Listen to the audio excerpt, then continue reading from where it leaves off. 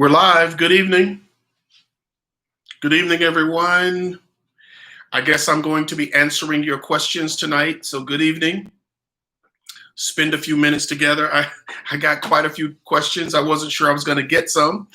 This is Martin Williams in Omaha, Nebraska. This is your Monday Moment. We've been talking about the four-legged chair of wealth, how wealth is built. If you haven't subscribed to this page, subscribe to it, please. As you're coming in tonight, go to that thumbs up button as you're watching this. That thumbs up button helps me out. Please also feel free to comment. And we might even be able to take some questions from you as we are live also. Perhaps that will happen for us too. Good evening, good evening, good evening. Awesome to be with you. Okay, so we've been talking about the four-legged chair of wealth and what the people who don't struggle with wealth or they believe that wealth is an important thing. This is who this session is for. This is not an argument with people who don't believe that wealth is necessary. This is not a convincing time. I am really not here to convince you that wealth is important. I'm not here to talk you into it. I'm not here to persuade you. This particular time with me is for those who agree that wealth is important, that it is important, that it is necessary, it is the right thing. And again, I find so many people who are really carried away by what's happening in the world around them. But if you were in a position of wealth, that would change everything. It would change everything. When you're in a position of wealth, you can do more things for the people you love. You can pull yourself out of situations. You can be a blessing to your children. And indeed, you can become a very big blessing to the world. So good evening, good evening, good evening. I thought I'd look over. Hey guys, it's such a blessing to be with you. Thank you so much. As you're coming in, go ahead and like. So I got quite a few questions. So let's just get started. Is that okay? And if you're on Facebook or Instagram, and maybe I don't call out your question, then perhaps you can put it in the chat and I will catch up with you. Okay, so here's the first question. How do you know when it's time to take your gift and your craft full time? You know, if you're thinking about leaving your job, how do you know when it's right? And this has a short answer, but it's pointed. You only do that when you've met your goals. So right now, you determine how much money you want. What is wealth to you? When we talk about riches, what is wealth to you? How much money was your goal? How much money did you need to feel comfortable leaving your job? How much were your bills? So now you have been planning for this all the time. You know how much money you need. You know how much riches you need to be able to walk away from your job. Don't walk away from a job because you're upset or because you don't like someone or someone mistreated you. Not necessarily. You don't walk away until your goal has been met. So write this down. Never leave a job because someone else wants you to, or something happened, or someone treated you a certain way. That's not a reason to leave, right? You only leave when you are ready to leave. When you've planned to leave, you've reached your goal for you and your family. Is that clear? Clear. So when do you leave your job? When you have reached your goals. That's when you can leave. Number two, when it comes to building a team, what steps should I take to finding the right people?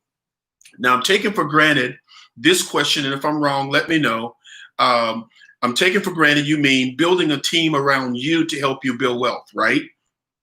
So what do I need to do to build a team around me to help me build wealth? Well, again, they need to be people that you like. They're giving you access. They have access to wealth and riches. They have access to wealth building systems. If they don't have any of those things, there's no need building a team with them. A team where you are the best player will keep you where you are. So you got to build a team around you of wealth thinkers. I was so challenged by a wealth thinker today, I literally had to take a 5-minute nap. The young man blew my mind at the way he thought about wealth. Do you know there are some people out there that are paying themselves? They are paying themselves $10,000 a week. Someone, and I talked to a person today, is paying themselves close to $25,000 a week. Yes, that's close to $100,000 a month. And I'm telling you, you've got to be around those kind of people and have them on your team, and they're giving you access to what they're doing. Don't believe anyone that tells you they're wealthy or rich, right? Don't believe them unless you see it around them. And I'm not talking about trinkets and cars and even big houses, right? Because rich people scream. They scream, they talk loud.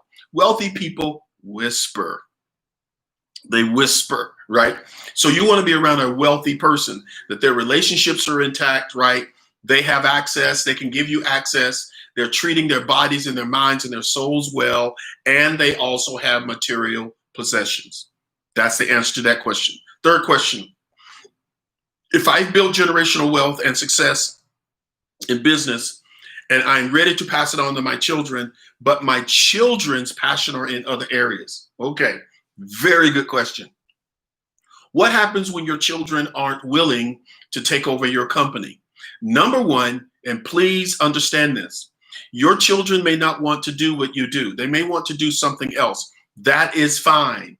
Don't make them feel guilty if they don't want to take your business. You simply find another successor. Write this down. Everyone is entitled to spiritual sons, soulmate sons. Everyone is entitled to someone who will take over and succeed them. Your children may not like your business, right? They may not be called to that business, but they might be called to a part of that business that they can scale. They might take, and here's number two, if they don't want to take the ice cream business, then you leave them other businesses. My wife and I, when we decided to get married, we said that we would have at least 2 children and we would have at least 5 entities that make money. Our children are growing up, and it seems like one of them has an interest in one of the things we built, and the second child is now taking an interest in the other thing that we're building. So that's a beautiful thing. And they said to me and their mom just a few weeks ago, they said, you should have had more children. Mom, I laughed, and mom said, no, we're fine with just the 2 of you. But I have 7 other people that I'm mentoring for those other businesses, for those other money-making opportunities.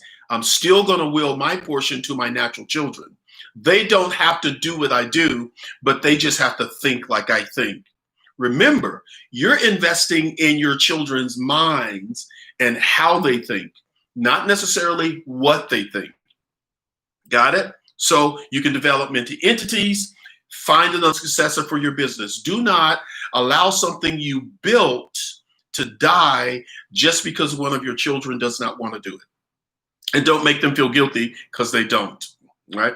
Number 4, is it possible in marriage to leave a legacy in 2 different areas of passion? You know, the wife may be doing something, the husband may be doing something. Can you leave legacies in both? And I think I just answered that. Absolutely. Legacy that may not be passed on to your natural children is still going to be passed on to the world. The GE, the CEO of GE, and now I'm putting myself out there, who trained all those people, and I just had his name in my head. Is it Jack Welch, who trained over 7 people to take over GE? He trained 7 men and women to take over GE. Now watch this now. None of them were his natural children. None of them were his natural children. He chose one guy. He chose one guy out of the 5 finalists to run GE. What happened to the other 4? Do you know? I know about 2 of them. One went to Home Depot. The other one went to Lowe's as CEO. The other 2 went to other corporations and led them. In other words, he trained all 5 of them for one job, chose one guy, and all the others became CEOs. So you want to keep people around you that you're mentoring, because you never know who will take your business and take it to the next level, right? Okay. Number 5, what investments What investments make good financial portfolio? Well, I've never taken any of the tests. I'm not a financial advisor. I'm not a financial manager. I'm just a wealth coach. I'm a person that likes to encourage people to be wealthy. So I can't comment on any of that. I can't tell you where to invest your money. I can't tell you where to put your money. I can't tell you about any stocks. I can't tell you about anything. I can give you broad categories. So stocks, bonds, securities, gold, silver, real estate, entities you can invest in. You want to get to the place where your money is doing more work than you. There are good financial advisors out there, and there are good fund managers out there if that's the route you want to take. I just chose to do the Warren Buffett method, and I invest in what I understand, what I love, and what I can learn more about. So I like real estate. I like the capitalization of real estate. And now I'm falling in love. And some people are putting it in the chat. Go ahead and put it in the chat, guys. You can do that. Thank you so much. Put it in the chat where you think there are great opportunities to invest. There are people who are now, and this is my new area, really investing in startup companies, especially in the tech world, that are disrupting society. The Ubers of the world, the Amazons of the world. I mean, all these people who are all these entities that are disrupting old systems. They're challenging old systems. Those are great investments if you can get them at their scalable level, right? Maybe we should have a seminar like that. I think Jen is on here with me. We're going to be talking about seminars we're going to be bringing to you in just a little bit. And maybe that'll be one of them. But investing is very important and building your portfolio where it makes sense. Question number 6. What are some things we should be telling our young people to invest in? Okay, again, I can't tell you what to, I can tell you broad categories like stocks, bonds, real estate, and that kind of thing. But here it is, folks. The number one thing you should be investing in, the number one thing you should be teaching your children to invest themselves in is themselves. Now, listen to me. Stocks don't make you money. Real estate doesn't make you money. Venture capitalism doesn't make you money. Gold doesn't make you money. Silver doesn't make you money. Your mind is what makes the money. Your mind builds wealth. In other words, how you think, what vibe are you putting out? What is your expectation? What are you expecting back from this beautiful, amazing universe that was built for you? That's what makes money. Teach your children to believe in themselves. Teach them to believe in their instincts. Teach them to believe in mankind, that mankind at its core and its creation is a blessing to them, right?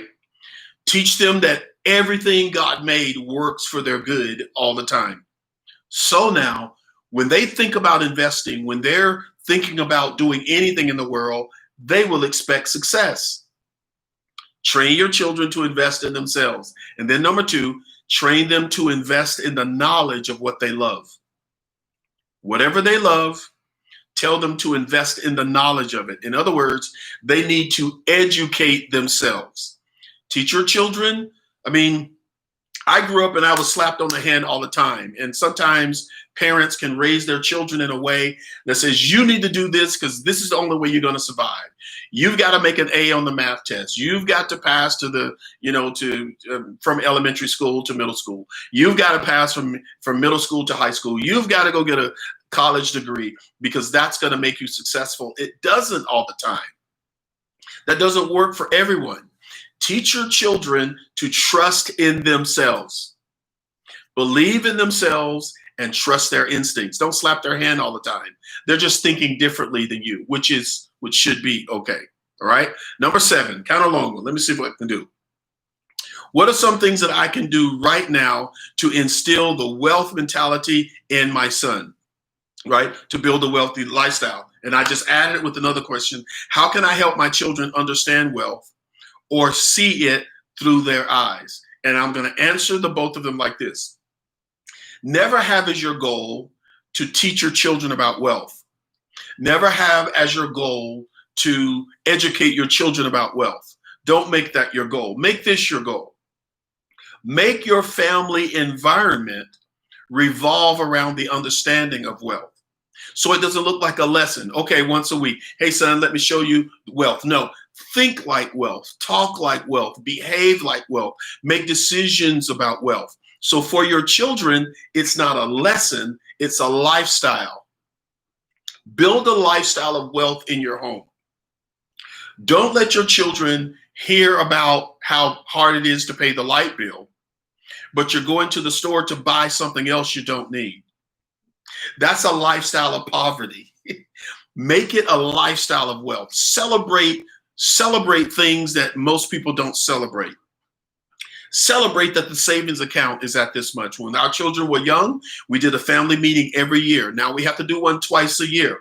We did a family meeting every year, and every time we saved an amount of money, we would go out and celebrate that we saved. Anytime we paid cash for a vehicle, we would celebrate as a family that we paid cash. Anytime we met a person that gave us knowledge about how to build our family, how to stay married, how to raise our children, we made those public celebrations. We may have celebrated wealth building more than we did birthdays, right? At least they were even. And now they just grow up thinking, this is the way we live. This is not school. It's not school. This is not a horrible lesson. We're not going to make you do book reports once a year on wealth and make it tedious. No, this wealth is our lifestyle. Riches, money, possessions, investments, it's our lifestyle. This is how we live. And because we live this way, guess what they're going to do? You won't have to encourage them to save because you're saving. You won't have to encourage them to spend wisely because you're spending wisely. You won't have to encourage them to not spend money on things they don't need because you're not. It's an environment. It's a culture. It's a village. It is just the way we live because they live by, I'm spending some time on this, they live by what you do, not necessarily what you say. They are watching you. Clear? Next question. How do you sustain wealth for generations? Oh boy, I love this one. Okay. You've got to learn how to make war. Write it down. Put it in your chat. I've got to learn how to make war. And now I'm telling all y'all this. I said through this series that I would be live on Facebook with just you. But this stuff I'm giving you, this is consulting stuff. This is the stuff in your future as we build this. This is going to cost you. You're going to have to invest in this knowledge because you won't learn it just here on YouTube. There needs to be time for us to help you build the mentality of creating wealth. Creating wealth. You can do it, okay? You've got to learn how to make war. You've got to learn how to make war. And when I say war, most people think of guns and aggression and taking something that doesn't belong to you, killing someone, depriving someone, taking advantage of someone. Did I say that twice? That's not what I mean. When I say war, I mean, number one, how do I proactively go after what is mine? How do I harvest? How do I take from this creative world? See, I don't have to steal your corn out of your field. I can plant my own corn seed. That's part of war. How do I go into this world that was created for me? Remember, I was sent here to live abundantly. Everybody I'm talking to has the right to be rich. I'm sorry. I don't know how else to say it. Whether you get there or not, whether I get there or not, we still have the right. It's more than a privilege. It's a right because when you were sent here, you were given life and to live it abundantly. I don't care if you end up with 25 kids. It should not make a difference. Whatever you were designed, however you were designed to live, you have everything to live that way. You have a right to it. And I think you should walk in your rights. I think you should. So how do I get from this universe what was put here for me? How do I get it? That's war. Number two, how do I preserve it? How do I keep it? How do I pass it on to my children? So that generation after generation after generation after generation, my children live better. Here it is. Because God is the God of Abraham, Isaac, and Jacob, which meant Abraham started it, Isaac continued it, and Jacob even lived better. So you got Abraham who's 100 years old before his first child, right? You got Isaac that has 2 children. Now you got Jacob that has 12. Every generation gets better. So you've got to learn how to preserve it, how to get it, how to preserve it. And there are several ways that you need to preserve it. Simple, very simple. You need to have a will. You need to write it down. You need to learn how to build entities, in which my daughter Callie is studying right now. You have to learn how to protect it with different laws. Here in our wonderful country, the rich have been doing this for generations, and most of us don't even know what to do or how to do it. And because I'm not a lawyer in this, and because I'm not a fund manager, I probably shouldn't go into it. But there are ways. You can call a wealth manager tomorrow, and they can show you how to set things up. In a year or so, I'll have my own organization that'll be able to help you. So it won't be long. It won't be long. We're working on it. We're working on it. We'll get there. So you preserve it by going and get it. You save it for the generations. And lastly, you've got to teach the next generation. You want to make sure your children are in the climate of understanding it now. Because if you don't, you'll end up giving them something that will end up killing them, taking them out, spoiling them, and they'll lose it in one generation. That's how this works. Okay? We still together? How can we initiate membership, and what do we need? And I'm taking for granted, unless you can clear me up on this. How can we initiate mentorship? I'm taking for granted you're not talking about your children. I take it for granted you're talking about how do you mentor other people in wealth. Here's the way it works. Here's the definition of constructive criticism. Have you ever heard me give this? Constructive criticism is not when you find someone and tell them what's wrong with them or tell them you can help them. That's not constructive. Constructive criticism only happens when someone asks you for your advice. If they didn't ask you to tell them something, don't tell them anything, because they didn't ask you. They're going to resent it, they're going to reject it, and then they're going to have a problem with you. They're going to have a problem with you. So now, who do you initiate membership with? This is so, spend your life building a life worth mentoring others.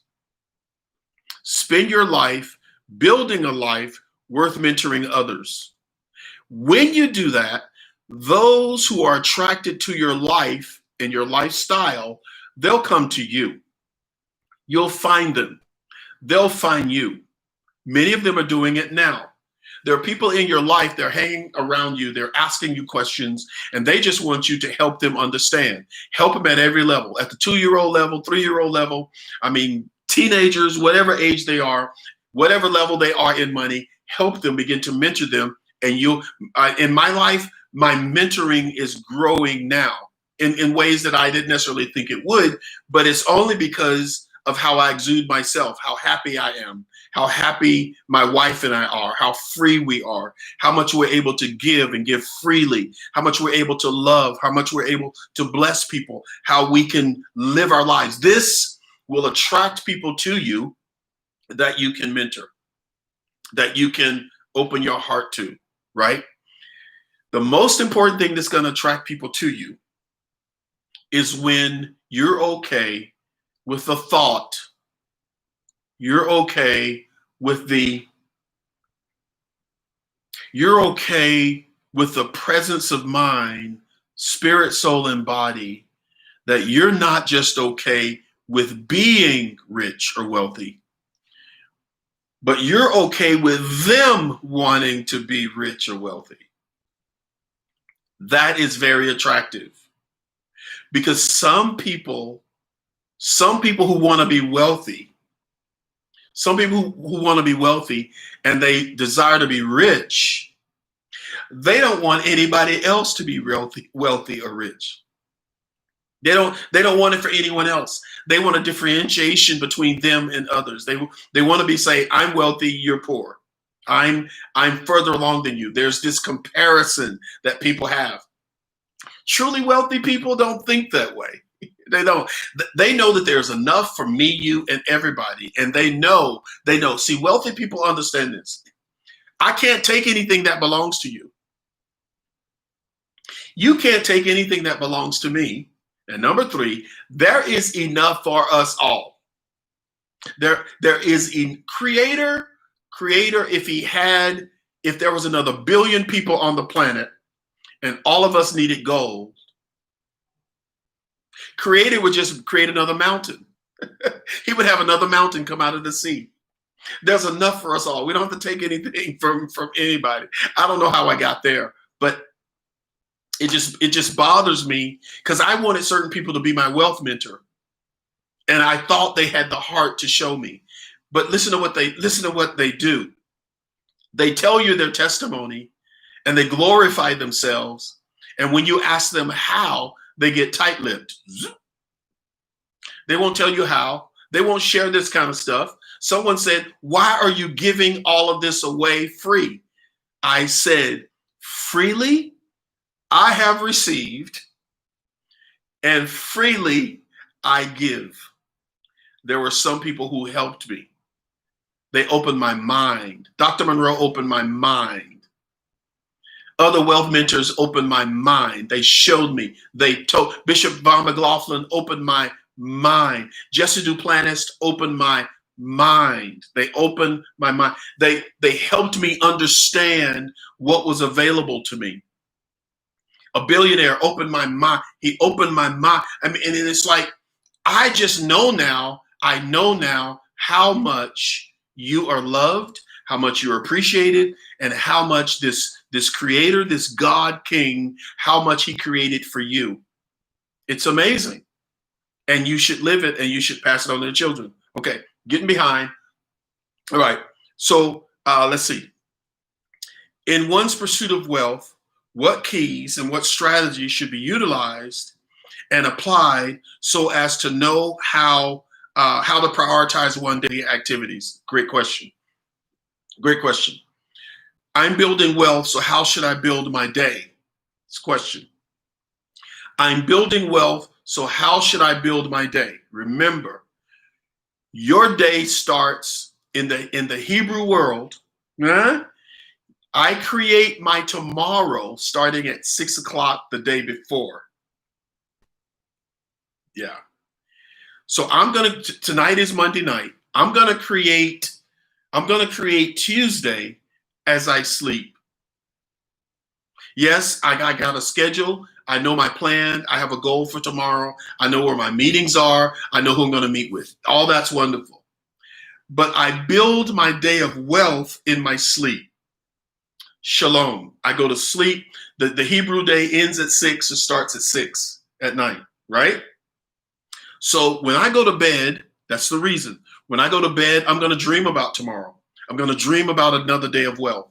I'm going to say before I go to sleep, man, tomorrow, I know that there's so many opportunities going to be open for me. I've got plans right here in my schedule. I know who I'm going to meet with. I see my budget. I know how much I'm going to spend on gas. I know how much I'm going to spend on lunch. I know what's happening with my kids. I know all my money situation, but I'm going to build it in my sleep.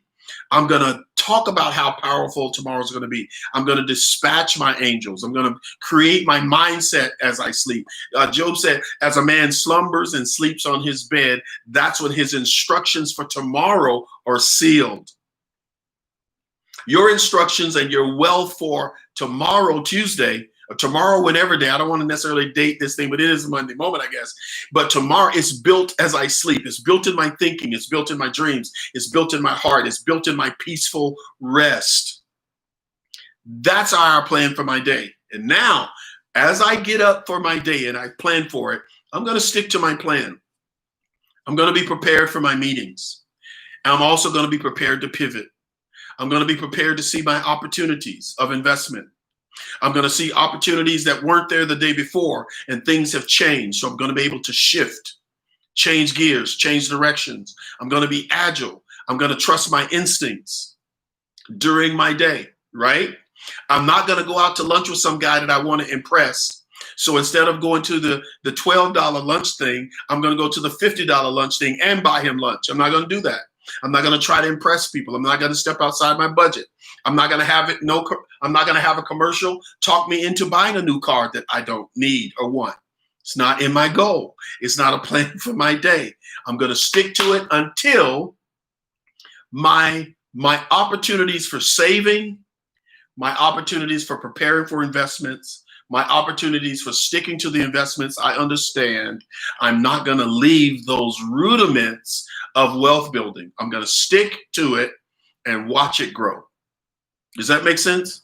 So my daily activities has to match my dream and plan for this day. I'm not going to step outside of it. Very, very, very important to do that in everything you do. Teach your children to do it. All right. Last question I have, unless you guys come up with another one, is what should I stop doing? What should I stop doing? Stop thinking that me watching my budget is also denying me of how I want to live. Let me make sense of this. Because I've decided to drive a car with rust on it right now so that I can save and get adequately enough to invest, right? Just because I'm driving a car with rust on it now doesn't mean I'm denying myself a good life. I drove around a rust bucket for a long time when people thought I should buy something else. That's fine. But I enjoy driving my rust bucket because my real goal was to save enough money to invest. My real goal was to save enough money to invest in a house or to save the right amount of money for my children's college. That was my real goal. So I want to make sure I stop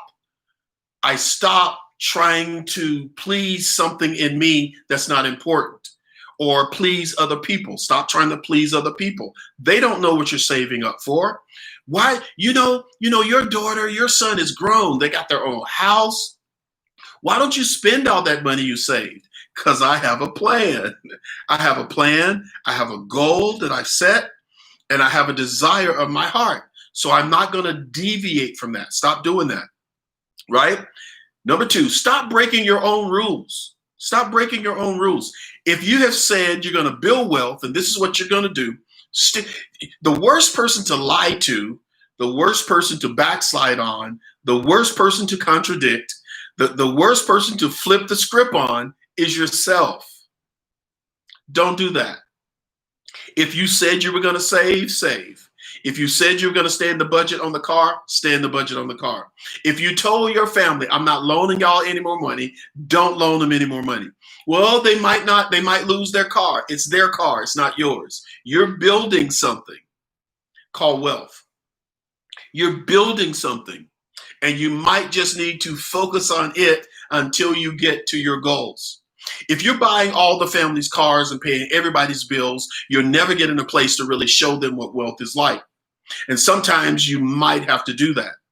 I'm just saying. Stop overspending. Stop listening to anyone or watching any movie or reading any book or laughing at any jokes that come against your wealth building plan. Let them laugh. Let them laugh in their own drunkenry.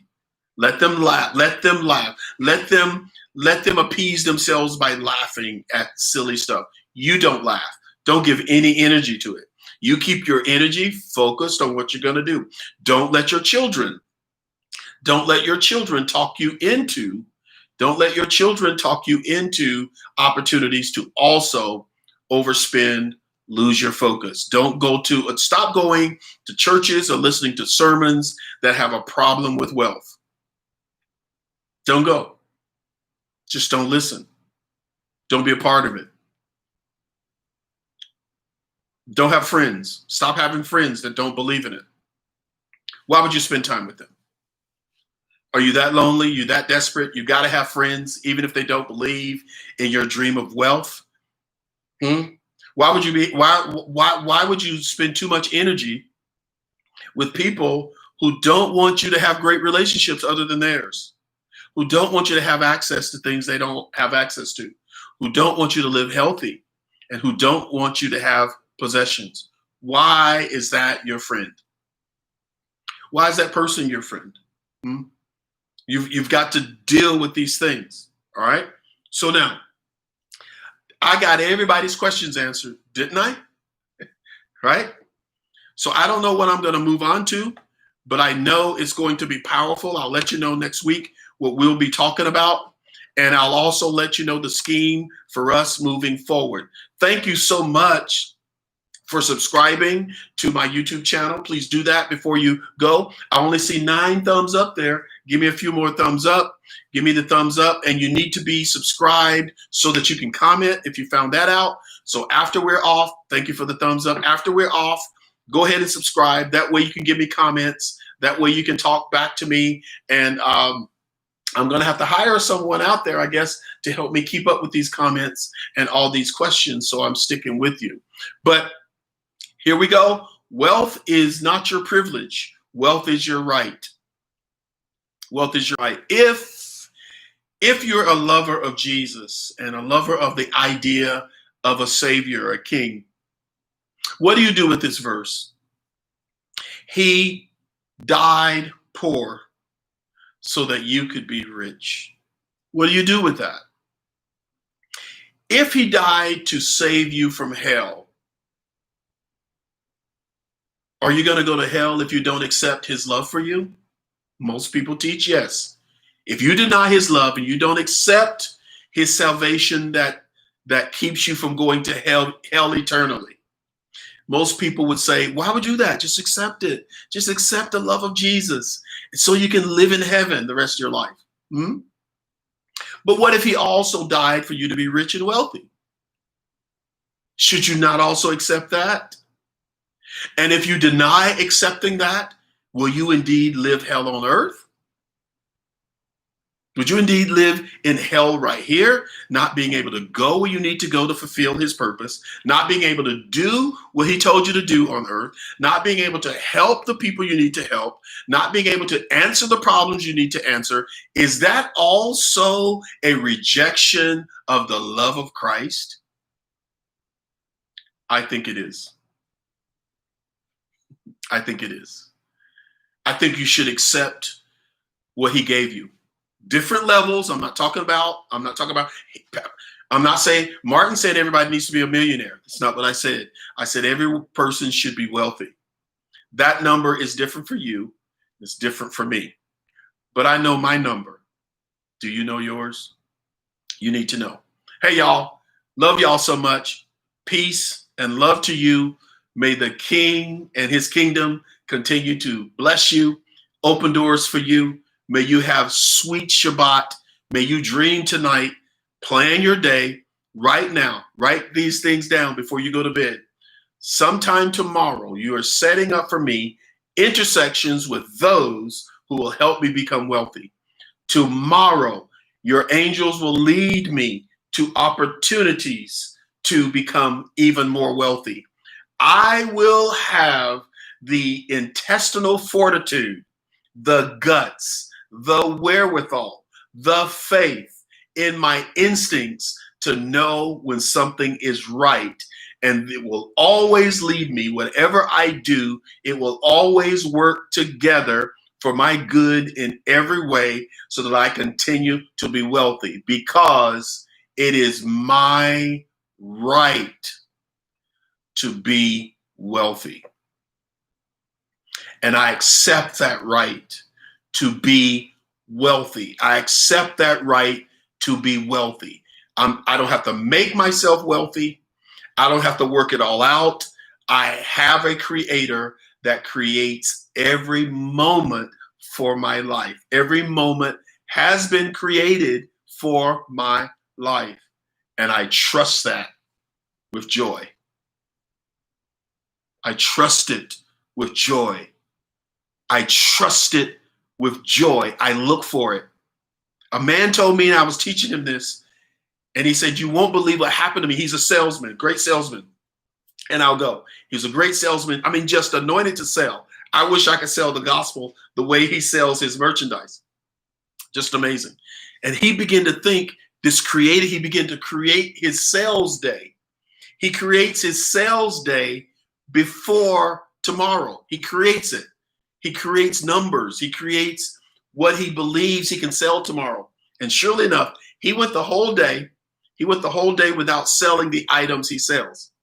And then the last 2 hours of the day, he sold over $500,000 in product because he created it the day before and accepted it as done when he went to sleep.